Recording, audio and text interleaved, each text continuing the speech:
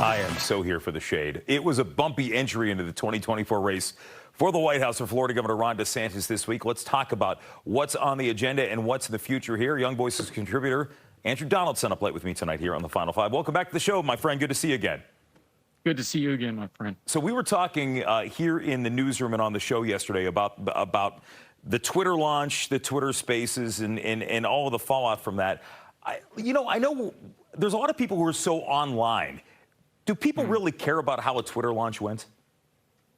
In the long run, no. It's good contact for today. And for the uninitiated, a Twitter Spaces, which is what this is, it's basically an overglorified conference call with all the same problems. People don't mute their mics. They unmute their mics with the feed live. You get massive feedback, things like that. Real interesting little tidbit we got here was, of course, that Elon Musk kind of advertently told everybody that they have his account jury-rigged for maximum engagement, and that's what crashed everything. But no, it really doesn't matter. It's funny. It was about 15, 20 minutes of fun drama. Everybody had fun with it.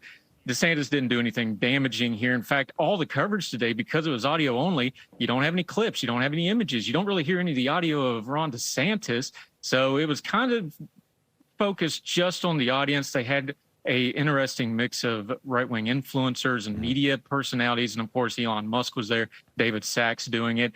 I don't think it's that big a deal. What's a big deal? He raised about $8 million today.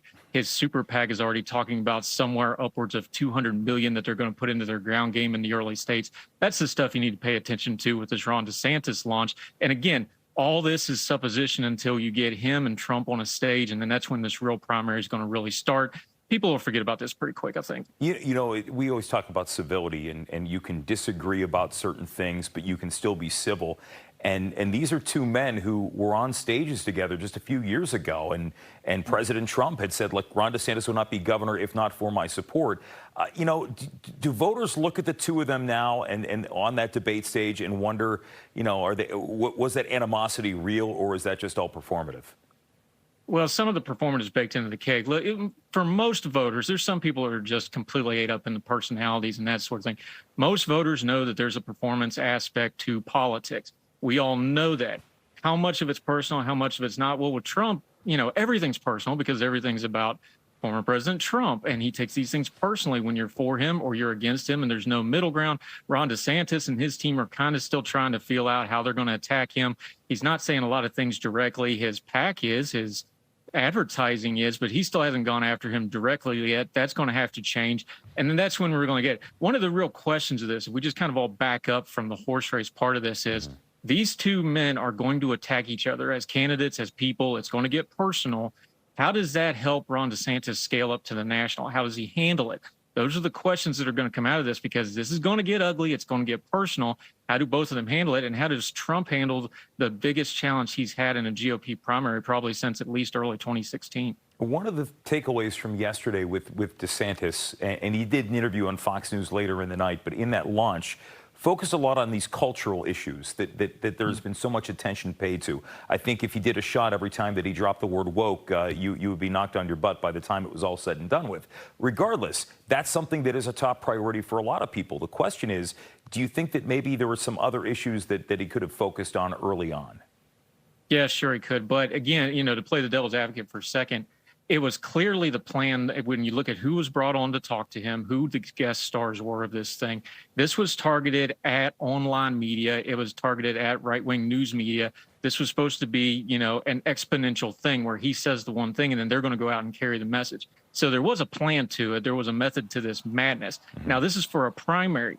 The trick to all these national elections, as we've seen them over and over again, how do you do a primary but still keep one eye on that general election? How do you keep those suburbs that are so much swing states? Those voters that went Trump to Biden, how do you get them back into the R column?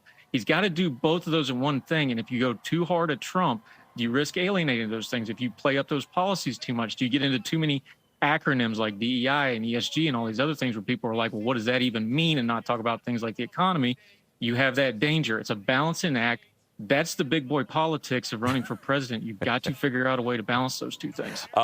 Before I go, I just want to point something out here. I discovered within the last couple of weeks that we are just 8 days. I am 8 days older than you. And when I look at Ron DeSantis, here's a guy who would have been, based on the year we graduated high school, 2 years ahead of us. Isn't it amazing now? You grow up, like I grew up in the age of Ronald Reagan and George H.W. Bush, and they're so old. And granted, Trump and Biden are so old, but now we have a guy running for president, a serious contender, who is roughly our age. That is, it just shows you two things. Times have changed, and we're getting old. Yeah, and I really appreciate you bringing me on to get the younger demographic after the week. I'm sure you struggled with your birthday and that sort of thing. Well, remember, no matter what you accomplish in life, I'll still be younger. But yeah, you have an absolute point here. Remember, we talked about Barack Obama. I'm old enough to remember when Bill Clinton there was legit questions. Of course, he was against George H.W. Bush, one of the most experienced politicians we had. Yeah. This is not a new thing. You can go all the way back to Kennedy. I don't think the age is going to be an issue in this primary. The age with President Biden and Trump, with those two guys, with their age in their 70s and 80s respectively, that might be more of a thing. But youth, I think the youth things, especially somebody that's been in Congress for a couple of terms and been a two-term governor. Well, age is nothing but a state of mind, I believe. Andrew Donaldson, happy early birthday to you. Good to see you again. Happy birthday to you, my friend. Have a good one. We'll see you soon. The Final Five, back after this.